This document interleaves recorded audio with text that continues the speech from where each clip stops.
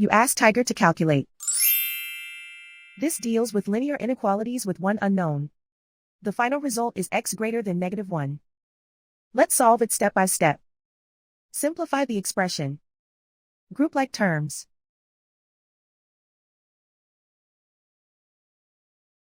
Simplify the arithmetic.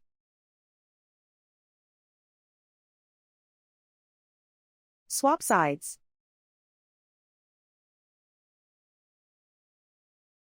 Group all constants on the right side of the inequality. Subtract 18 from both sides.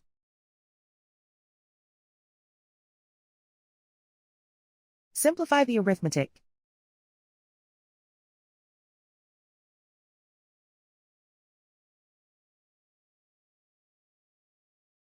Isolate the x. Divide both sides by 8.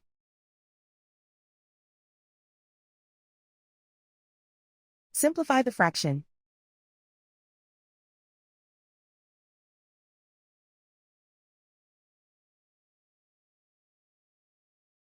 Plot the solution on a coordinate grid.